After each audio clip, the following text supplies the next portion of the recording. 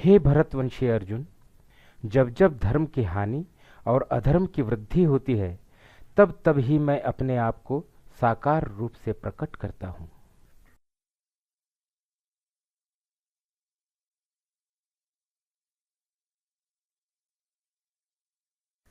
धर्म की हानि और अधर्म की वृद्धि का स्वरूप क्या है?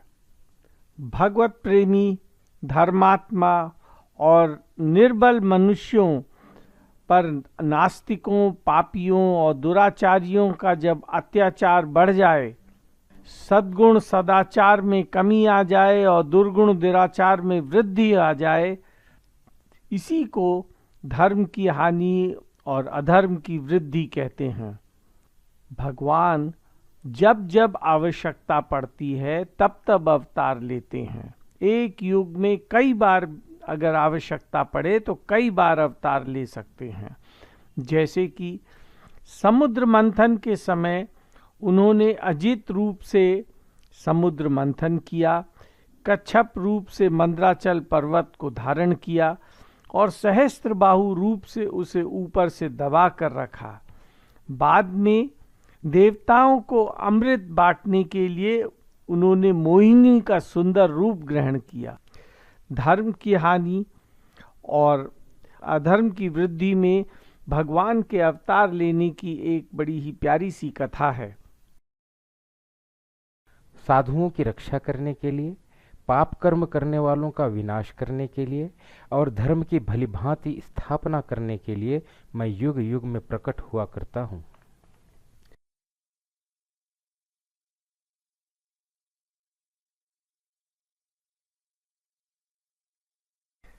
यदि भगवान साधुओं की रक्षा करते हैं तो फिर साधुओं को दुख क्यों होते हैं?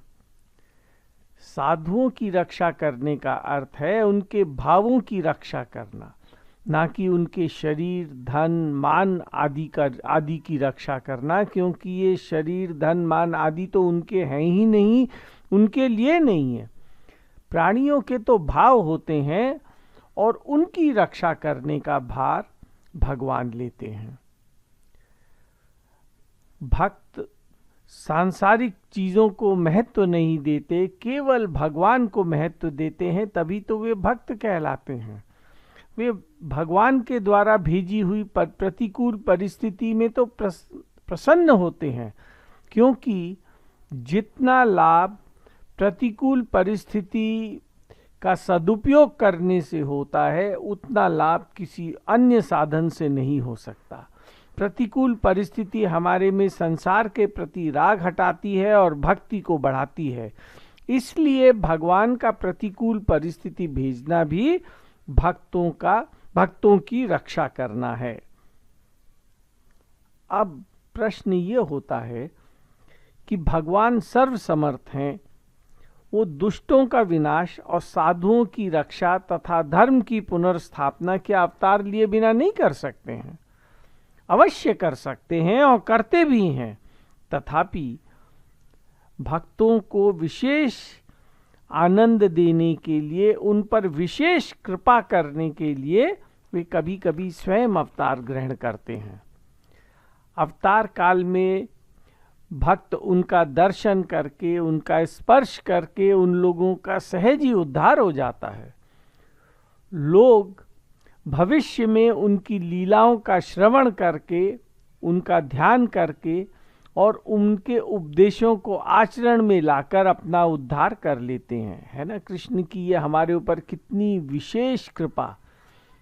इसके अलावा भी भगवान के प्रेमी भक्त उनके साथ खेलना चाहते हैं। कुछ उन्हें वात्सल्य भाव से प्रेम करना चाहते हैं, तो कुछ उन्हें माधुर्य भाव से प्रेम करना चाहते हैं। अब इन सब के लिए तो भगवान को स्वयं ही अवतार लेना पड़ेगा।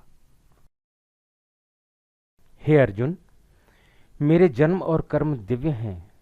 इस प्रकार मेरे जन्म और कर्म को जो मनुष्य तत्व से जान लेता है, अर्थात दृढ़तापूर्वक मान लेता है, वह शरीर का त्याग करके पुनर्जन्म को प्राप्त नहीं होता, प्रत्युत मुझे ही प्राप्त होता है। भगवान का शरीर हाड़ मांस का नहीं बना होता है। वह रोगों, पाप, पुण्य इनसे रहित होता है, दिव्य होता है। देवताओं के शरीर भी मनुष्य के शरीरों की अपेक्षा दिव्य होते हैं, पर भगवान का शरीर तो इतना विलक्षण होता है कि देवता भी उनके शरीर के दर्शन के लिए लालायित रहते हैं, भगवान की लीलाओं को सुनने, पढ़ने और याद करने से अंतःकरण निर्मल और पवित्र हो जाता है तथा अज्ञान दूर हो जाता है। यही तो भगवान के कर्मों की दिव्यता है। भगवान शंकर, ब्रह्मा जी, नारद मुनि जैसे ऋषि ज्ञानी भी उनकी लीलाओं को गाकर, सुनकर मगन हो जाते हैं। उनकी लीला स्थल के दर्शन करने मात्र से कल्याण हो जाता है।